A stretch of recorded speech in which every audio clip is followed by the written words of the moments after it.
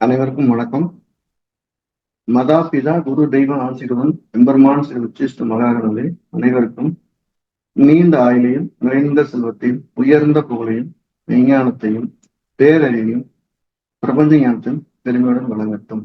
அனைவருக்கும் எனது மானசீகமான வாழ்த்துக்கள், மானசீகமான ஆசைகள். நம்ம இந்த பதிவுல ஒரு சின்ன விஷயத்தை தான் பார்க்க போறோம். அந்த சின்ன விஷயம் மிகப்பெரிய அளவுக்கு பலன் தரக்கூடிய விஷயம். ஒரு ராசி கட்டத்துல ஒரு கிரகம் நிற்கக்கூடிய பாதையை வச்சு பேச போறோம். அதுல இன்னைக்கு பகிர்வு சூரியன் அதிக பாதை பெற்றால் அப்படிங்கிற ஒரு வார்த்தையை தான் பார்க்க போறோம். ஒவ்வொரு ராசிலையும் 30 பாகை இருக்கு அப்படிங்கிறது நம்ம எல்லாத்துக்குமே தெரியும். அந்த 30 பாகையில ஒரு ராசி கட்டத்தை பார்த்துட்டு வரோம். அதுல எது அதிகமா இருக்கோ அதை நம்ம அதிக பாகை பெற்ற கிரகம் சொல்றோம். அது ஹெச்டி, ஹை டிகிரி அப்படின்னு சொல்லி நம்ம சொல்றோம். அப்ப இப்போ ஒரு ராசிகத்துல பாத்தீங்கன்னா சூரியன் இருக்கிற எல்லா கிரகத்தோட ஒப்பிடும் போது அதிக பாகை பெற்றால் என்ன பலன், அதுதான் நீங்க பார்க்க போற பதிவுடைய சுருக்கம். இப்ப சூரியன் அதிக பாகை பெற்ற கிரகங்களுக்கு என்ன பலன் இருந்துச்சு அப்படின்னா, சூரியனுடைய காரத்துவங்கள் என்னெல்லாம் இருக்கும் அதெல்லாம் அந்த ஜாதகத்துக்கு எளிதியா கிடைக்கும். அதுக்கு வீட்டுடைய உதவி கிடைக்கும். கூட இருக்கிறவங்க அதுக்கு சப்போர்ட் பண்ணுவாங்க. சூரியன் ஹையஸ்ட் டிகிரியா இருக்கு, அவன் நிர்வாகத்துல சிறந்து விளங்குதான். அவர் அவர் ஒரு நிர்வாகத்தை எடுத்துட்டாருன்னா அவர் கூடவே 2 பேர் சப்போர்ட் வந்து நிற்பாங்க. நானும் நிற்கிறேன். அதுக்கு இவர் பெரிய லெவல்ல எதுவும் செலவு செய்ய வேண்டியது. அப்ப இவருக்கு சூரியன் ஒரு முக்கியமான ஒரு வேலையை செய்வதில்லை, முக்கிய பங்கு வகிக்கு. அவர் செய்யக்கூடிய செயல்களில் முக்கியத்துவம் வாய்ந்ததாகவோ இல்ல தனித்தன்மை வந்தாவோ அல்லது தனிப்பட்ட அடையாளத்தை படுத்துவதற்கோ சூரியன் முக்கியமான காரணம். பிற கிரகங்களை ஒப்பிடும் போது சூரியன் அதிக பாகை பெற்றிருக்கும்போது நீங்க செய்யக்கூடிய ஒரு செயலும் தனித்துவமாக அடையாளப்படுத்தப்படுகிறது. அது ரொம்ப முக்கியம். சூரியனுடைய உறவுகள்ல முக்கியமான உறவு 2 தான். ஒண்ணு அப்பா, 2வது மாமனார். இந்த 2 பேத்துல யாரேனும் ஒருவர் அல்லது இருவரும் அந்த ஜாதகருக்கு வாழ்வின் ஆதாரத்தை தரக்கூடியவரா இருப்பாங்க. இவர் ஜாதகர் எவ்வளவு தொந்தரவு செய்தாலும் அவங்க உதவி செஞ்சுக்கிட்டே இருப்பாங்க. அந்த உதவியை அப்பா தக்க வச்சுக்கிறவர மாட்டாரானுங்கிறது கிரகத்தோட நின்ற நட்சத்திரத்தை பொறுத்தா இருக்கு. ஆனா ஜாதகர் சூரியன் அதிக பாகை பெறும்போது தந்தையிட அதிகமான நெருக்கத்தையும் உறவுகளையும் காட்டுவதில்லை, அலட்சியப்படுத்துகிறார். அதே நேரத்துல அவங்க இவருக்காக வேணுங்கிற வேலைகளை செய்துட்டே இருப்பாங்க. அவனுக்கு என்ன வேணும் அப்படின்னு சொல்லுவாங்க. ஒரு இடத்துக்கு போனான்னா ஒரு லேபரா போனா கூட அந்த பெரிய லெவலில் இருக்கக்கூடிய முதலாளியா இருக்கட்டும் இல்ல உயர் அதிகாரி இருக்கட்டும், அவங்க இவரை சமமா நடத்துவாங்க. உங்களுக்கு என்ன வேணும் கேட்டு நடத்துவாங்க. அவர் பெரிய அளவுல காயப்படுத்த மாட்டாங்க.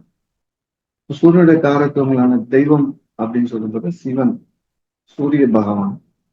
இவங்க சிவ வழிபாடு செய்யும் போது ஒரு மன சந்தோஷம் கிடைக்கும், ஈஸியா எல்லாமே கிடைக்கும், தேடி வரும். நீங்க ஒரு இடம் சும்மா கோயிலுக்கு போகும்போது சின்ன சாதாரண போயிட்டு இருந்தா கூட கிடைக்கும். அது உங்களுக்குள்ள அப்படியே மறைஞ்சு பலன், புண்ணியத்தின் பலனை தர தயாரா. சோ அப்பா நல்ல பயன்பாட்டுல இருக்கார், மாமனார் நல்ல பயன்பாட்டுக்கு வருவார். தெய்வத்துல சிவபெருமான அனுகிரகம் இயல்பாக கிடைக்கும். ஒரு நோய் வந்துருச்சு இல்ல ஒரு ஒரு பகையை வெல்லணும் அப்படின்னா சூரியனுடைய மந்திரங்கள் நம்ம உச்சரிக்கும் போது அந்த சூரியன் ஐடிகிரி வரும்போது அது கூடுதலான பலனை தருது. பல நாள் பிரச்சனை அப்படின்னா சூரியனை வழிபட்டு போகும்போது அந்த பிரச்சனை அப்படியே பனியோட ஒதுங்கி போயிடுது. இவ்வளவு ஒரு வலிமையானது அதிக பாகை பெற்ற கருத்து. நோய் வந்தாலும் கூட ஒரு குறிப்பிட்ட எலும்புக்கு, சூரியன் எலும்பை குறிக்கக்கூடிய இடம், அதிக சத்துக்கள் போறதுனால வரக்கூடிய நோய்களை சூரியன் சுட்டி காட்டுறாங்க. ஓவர் குரோத்தா இருக்கு அப்படிங்கிற மாதிரி. அப்ப எப்பவுமே ஒரு ஜாதகத்தை பார்த்தோன்னே நோய்களை ஒண்ணு சொல்லுங்க அப்படின்னா கண்டிப்பா அந்த ஜாதகத்துல லோ டிகிரி ஹை டிகிரி பெற்ற கிரகம் தான் நோயை கொடுக்க போகுது. அதுல ஹை டிகிரி பெற்ற கிரகத்துடைய நோய்கள் பெரிய வலியை தர்றதுல இருக்கும், உடனே சரியாயிருக்கும். அந்த தன்மையில சூரியன் அப்படின்றார். ஒரு இருதயம் சம்பந்தப்பட்ட தொந்தரவு, கண்ணு சம்பந்தப்பட்ட தொந்தரவு, எலும்பு தொந்தரவு எல்லாம் சூரியன் அதிக இருக்கும்போது வரும், வந்தது போல விலகிவிடும் அப்படிங்கிறத உறுதியா சொல்லலாம். இது ஒண்ணு. இப்ப இது பொதுவா எல்லா லக்னத்துக்கும் பொருந்துமானா ஆமா பொருந்தும், அதுல எதுவும் மாற்று கருத்துல. அப்ப லக்கணத்துக்கு அவர் 8ல இருந்து அதிக பாகை பெற்றிருந்தால், 6ல இருந்து அதிக பாகை பெற்றிருந்தாலும் அவர் கொடுக்கிற பலனை ஜாதகர் உணர மாட்டார். அவ்வளவுதான் விஷயம். அவர் கொடுக்கறத கொடுத்துருவாரு. அந்த கொடுத்திருக்கக்கூடிய அந்த பலனை அந்த ஜாதகர் உணர மாட்டார். அவர் வற்புறுத்தி கொடுக்குற மாதிரிதான் இவருக்கு தெரியும். இவருக்கு பிடிக்காத மாதிரியும் அவர் வற்புறுத்தி கொடுக்குற மாதிரியும் தெரியும். அப்ப இந்த இடத்துல அஷ்டமாதிபதியாக சூரியன் ஐடிகிரி பெறுறது ஜாதகருக்கு கிடைக்கக்கூடிய புண்ணியத்தை அவரே வேணான்னு உதற மாதிரியான சூழ்நிலைய, வேணான்னு விலகுற மாதிரியான சூழ்நிலையை அது ஏற்படுத்துகிறது. அப்ப அதிக பாகை பெற்ற கிரகம் எதுவாக இருந்தாலும் அது பர்டிகுலரா சூரியனாக இருந்துச்சுன்னா அவர் லக்கணத்திற்கு 6, 8, 12 மாறியது நல்ல யோகம் இல்லை. அவர் கொடுக்கிற விலையும் ஜாதகர் உணராமலே கடந்து செல்கிறார். இது ஒண்ணு. 2வது பாயிண்ட், அந்த அதிக பாகை பெற்ற கிரகம் சூரியனோட ராகு நெருக்கமா இருந்தாருனாலும் சூரியன் கொடுக்கக்கூடிய நற்பலன்களை ஜாதகர் உணராமலே வாழ்க்கை கடத்துகிறார். இல்ல சூரியன் கொடுக்கக்கூடிய சொத்து பத்துக்கள் எதுவும் இருந்தா கூட அதை ஜாதகர் அனுபவிக்கணும்னா நடைமுறை சிக்கல்கள் நிறைய இருக்கு. ஒரு உதாரணம் சொல்லுவோம். ஒரு தந்தையார் தனக்கு 2 குழந்தைகள் இருக்காங்க. ஒரு பொண்ணும் பையனும் இருக்காங்க. பொண்ணுக்கு நிறைய செலவு பண்ணி திருமணம் பண்ணிடுறாரு. மிச்சம் இருக்க சொத்துக்களை பையன் பார்த்துக்கிறாங்கிற நம்பிக்கையில ஒரு சில கோடிகள் வரக்கூடிய மதிப்புள்ள சொத்துக்களை பையனுக்கு எடுத்து தான செட்டில்மெண்டா பண்றாரு. அந்த சொத்துக்களை வாங்கின அந்த பையன் வாங்கின போயிட்டு மனசு மாறிடும். அவர் நிறைய செலவு செய்து திருமணம் செய்து கொடுத்த பொண்ணுக்கும் சூரியன் அதிக பாகை பெற்றிருக்கிற மாதிரி அந்த பொண்ணுக்கு தடபடலா கல்யாணம் பண்ணிட்டாரு. 2வது பையனுக்கு அந்த அக்காவுக்கு பண்ணிட்டாரு. அந்த அந்த பொண்ணோட தம்பிக்கு சரியோட செலவு செய்யல, சொத்தை கொடுத்துட்டாரு. தான செட்டில்மெண்ட கொடுத்தவர் அதோட நிக்கல. அந்த தான செட்டில்மெண்ட ரத்து பண்றாரு. அதை வில்லுங்க அவரே பண்றாரு. அதை பொண்ணு கொடுத்த மாதிரியே தான செட்டில்மெண்ட் எழுதுறாரு. இப்ப அந்த சொத்தை அங்க கொடுத்தது பத்தாம மகவேர்லையும் சொத்துக்கள் எழுதுறாரு. சொல்லிட்டு கொஞ்ச நாள்ல அவர் இறந்துடுறாரு.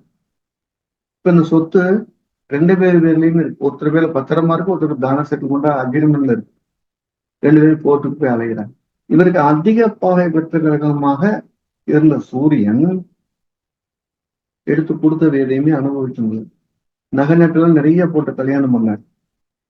நிறைய கொடுத்தார். இவருக்கு சூரியன் அதிக பாகை பெற்றவர்கள் 8ல இருக்கு.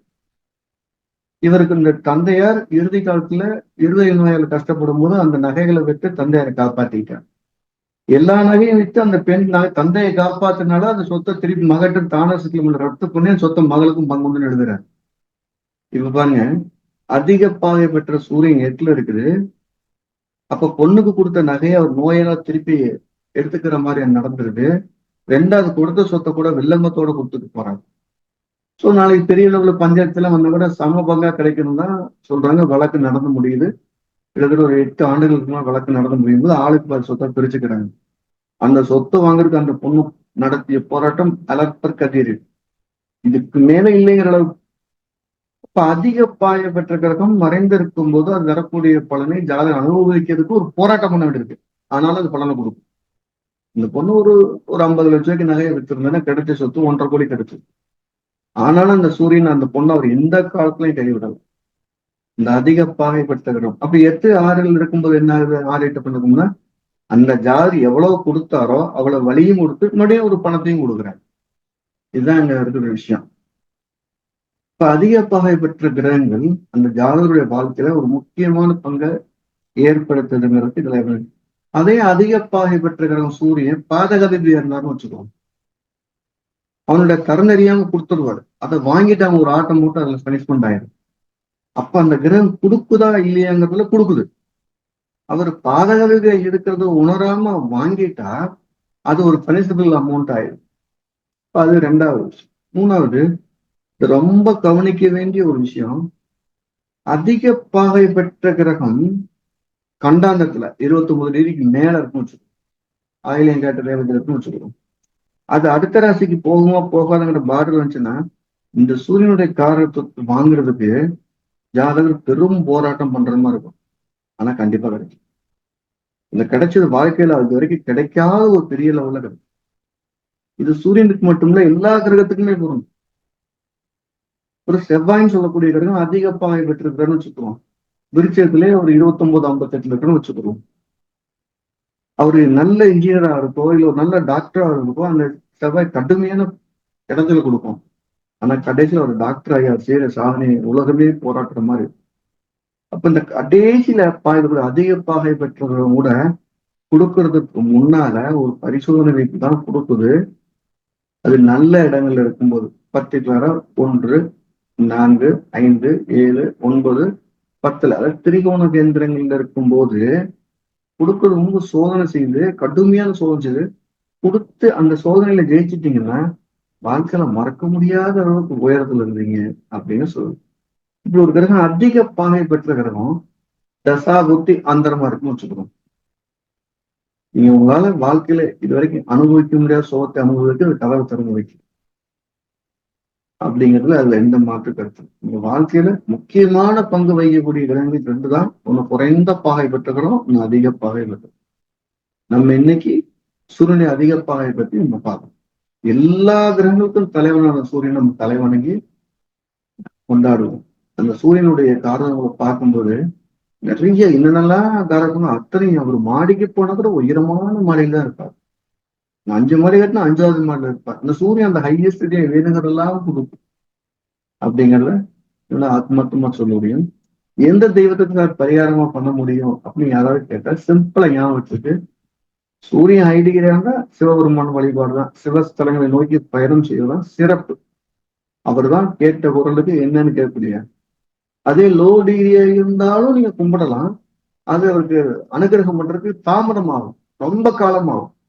அதெல்லாம் ஹை டிகிரிங்கிறது நீங்க போய் கதவை நான் அப்பான்னு சொன்னோன்னு என்னப்பான்னு கேட்கக்கூடிய பதிலே அந்த அதிக பாவை பெற்றவரும் தருதுங்கிறதுல எனக்கு எந்த மாற்று கிடையாது. நம்ம ஜிகேஸ்டோ என்ன பண்ணிட்டு இருக்குன்னா எல்லாருக்கும் ஜோதிடம் போய் சேரணுங்கிற எங்களோட ஆய்வு விதிகளை அப்படியே ஒரு விஷயமா பஞ்சா சொல்லிக்கிட்டே வரோம். படிக்கணும் விருப்பம் இருக்கவங்க நம்முடைய ஏப்ரல் மாசம் 28ஆம் தேதி அடிப்படை வகுப்பு ஆன்லைன்ல நடக்க இருக்குது. கீழே நம்பர் தருவோம் படிக்கலாம். மேலும் ஒவ்வொரு 2 மாசத்துக்கு மாசம் ஒரு முறையும் சிறப்பு வகுப்புகள் நடக்கும். அதுல ஏப்ரல் 18ஆம் தேதி மாலை ஈவினிங்ல கல்வியும் தொழிலும் அப்படிங்கிற ஒரு சிறப்பு வகுப்பு இருக்கு. ரொம்ப சிம்பிளான லாஜிக்ல ஈஸியா புரியக்கூடிய விதங்கள்ல நம்ம ஜிகேஸ் பாடங்கள் நடத்திட்டு இருக்குது. படிக்கணும் விருப்பம் இருக்கணும் கீழே நம்பர் தொடர்ந்து முன்பதிவு செய்வது நல்லது. எல்லாருக்கும் எல்லாம் கிடைக்கணுங்கிறதுக்காக எம்பெருமான் உச்சிஷ்டமாகவே ஆத்மார்த்தமா பிரார்த்தனை பண்றது. ஒரு நாலேஜ்ங்கிறது மிகப்பெரிய ஆயுதம். அந்த அந்த நாலேஜ் அப்படிங்கிற ஆயுதத்தை எல்லாருக்கும் போய் சேர மாதிரி எல்லாரும் பயன்படுத்தும் எளிமைப்படுத்திய ஆயுதமா பயன்படுத்துவோம். அனைவருக்கும் நன்றி.